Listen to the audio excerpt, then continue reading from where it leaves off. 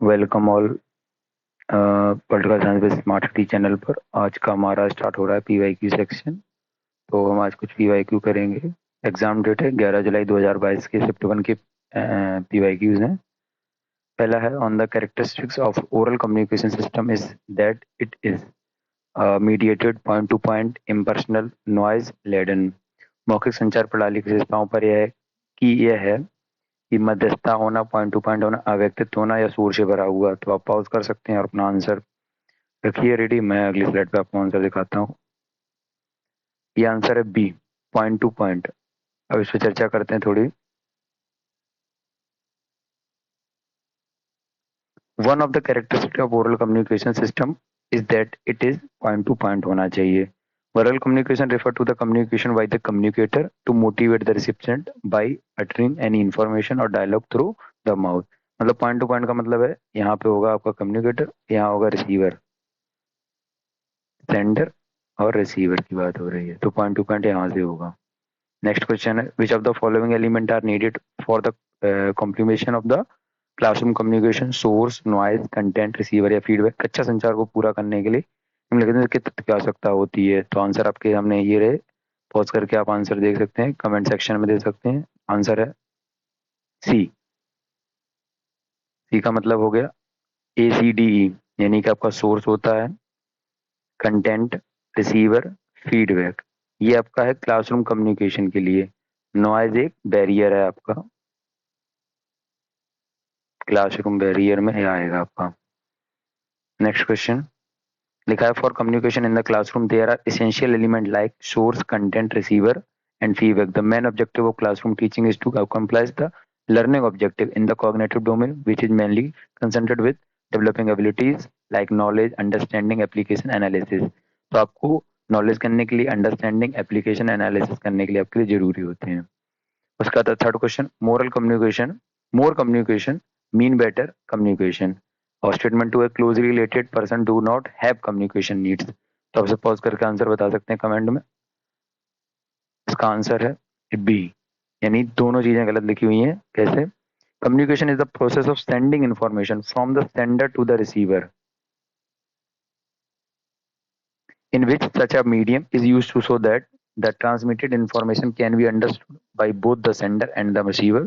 More communication does not mean better communication. ऐसा नहीं होता कि बहुत ज्यादा कम्युनिकेशन करने से आपका बेटर हो जाता है। Communication with closely related persons is essential for strengthening relation. मतलब आपका क्लोजली होना चाहिए, हेंस बोथ आर फॉल्स हो जाते हैं इस तरीके से आपके। Next question the sequential order of mass communication element. आपको मास कम्युनिकेशन का सीक्वेंस बताना है कि कैसे होता है। जनसंचार तत्व यानी जनसंचार तत्व कहते हैं इसे। तो आप बता सकते हैं पॉज करके वीडियो कमेंट में। इसका आंसर है ए, यानी कि आपका सबसे पहले आएगा सेंडर इनकोड। सेंडर इनकोड करेगा, उसके बाद आपका मैसेज होगा, उसके बाद मीडियम होगा यानी बी से किससे जाएगा, फिर डी कोड होगा मैसेज, फिर उसके बाद फीडबैक आएगा। इस तरीके से आपका चलता है ये प्रोसेस। आंसर होगा ए, यानी कि ABCDE। अगला है कैटेगरी का आपको मिलान करना है, मैच कॉलम है। Iconic, indexical, symbolic, profusion of science, language, photographs, smoke और लेटर्स ऑफ अल्फाबेट्स। तो आप बता सकते हैं इसमें से पॉज करके वीडियो में कि आपके हिसाब से क्या आंसर होगा। इसका आंसर होगा ए। कॉनिक्स होंगे फोटोग्राफ्स के, इंडेक्सियल होगा स्मोक का, सिंबॉलिक होंगे लेटर्स ऑफ अल्फाबेट और प्रोफेशन ऑफ साइंस यानी लैंग्वेज आपको बताता है। और ये आपका प्रीवियस है 2023 का भी क्वेश्चन है, इस पे आप कवर कर सकते हैं। साइन और लैंग्वेज, सिंबॉलिक होते हैं लेटर ऑफ अल्फाबेट, इंडेक्सियल स्मोक होता है और कॉनिक फोटोग्राफ्स होते हैं। नेक्स्ट क्वेश्चन विभिन्न संख्या प्रणाली के आधारों के संबंध में with respect to different number system basis each number in the sequence 4 time 0 1 2 1 100 3 1 2 4 P20 represent the same decimal number.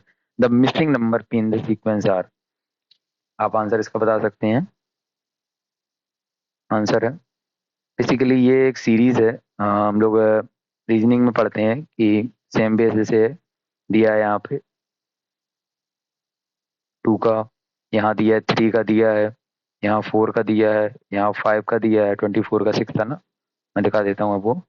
आपके थे 1 1 2 1 100, ये रही सीरीज सारी आपकी। तो यहाँ जो आया वो बाईस, बाईस का 9 बार, मतलब 9, यानी कि 7, 7 0, 14 2 16, उसका 20 का जीरो हो गया तो सेम 16 हो जाएगा। सो पी बराबर 22। उसके बाद आईसीटी का क्वेश्चन है, most PCs use dynamic RAM for CPU cache and static RAM is faster and more expensive than dynamic RAM. आप इसका आंसर कमेंट सेक्शन में ही बता सकते हैं। Answer is B. दोनों चीजें गलत लिखी हुई क्योंकि सीपीयू का जो cache memory is a hardware cache use to access data from a computer central processing unit. CPU stream main memory और reduce average cost. Most PC do not use dynamic random access memory for CPU cache. Static RAM is to speed up the processor and to create cache memory. It is less expensive than dynamic RAM. Dynamic RAM is to create the main memory of the computer. यानी कि static RAM बताया है और dynamic बताया है।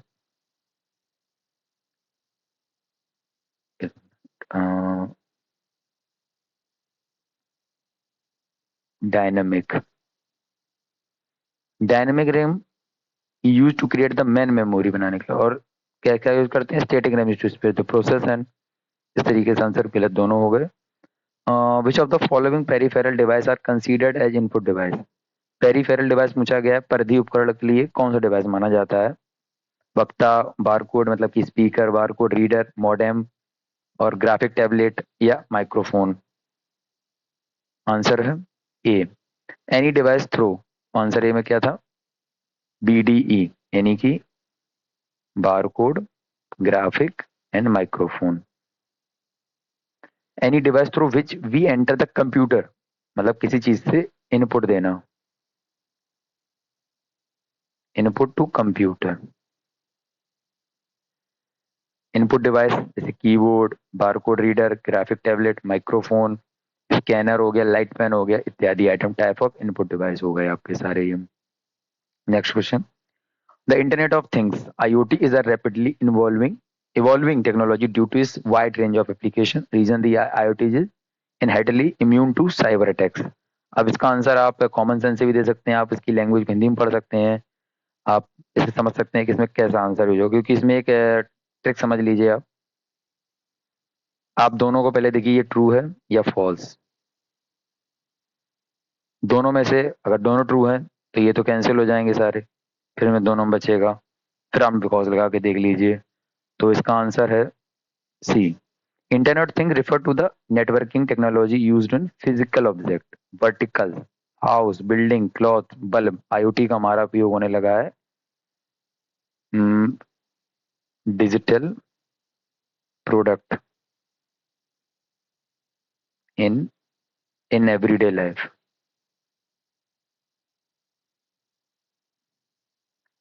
It is rapidly evolving the technology due to the wide range of application. IoT does not inherently immune to the cyber attacks. Hence suggestion are true but R is false because इसने cyber हमलों से प्रतिरक्षित नहीं किया है। This is the wrong statement.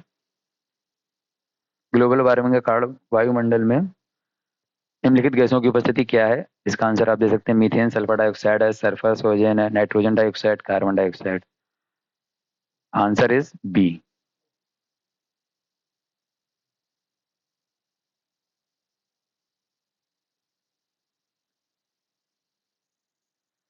Methane, surface ozone, carbon dioxide.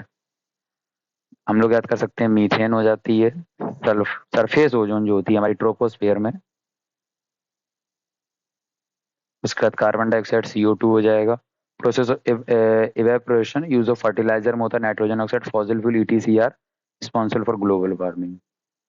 Next question, in vitro testing form the basis of hazard identification. Reason भी दिया, in vitro studies are perform with in the same biological entities. In vitro परीक्षण खतरे की पहचान का आधार बनता है। In vitro अध्ययन समाज जैविक व्यवस्थाओं के किया जाता है। वही ट्रिक आपको लगानी है। The answer is C. In vitro test tube experiment studies are performed with microorganism, cells or biological molecules outside their normal biological context में। This is help for hazard identification करता है। In vitro studies are not performed with the same biological entities, same biological पे काम नहीं करता है। इसका answer ये था।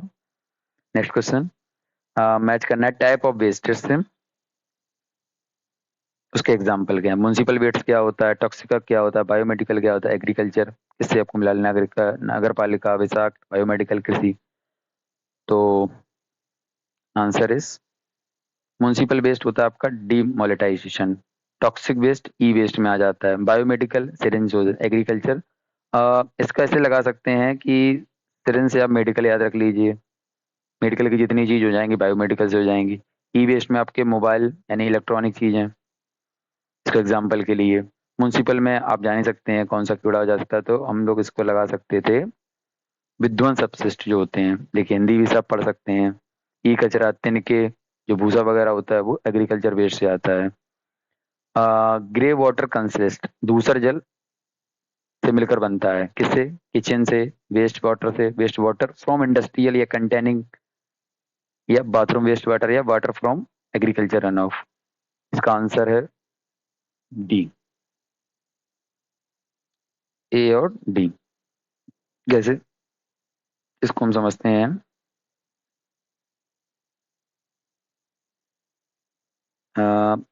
किचन वेस्ट वाटर निकला और वाटर फ्रॉम बाथरूम का वेस्ट निकला, ये सारी घरेलू चीजें जो होती हैं, तो हम लोग मान सकते हैं ग्रे वाटर,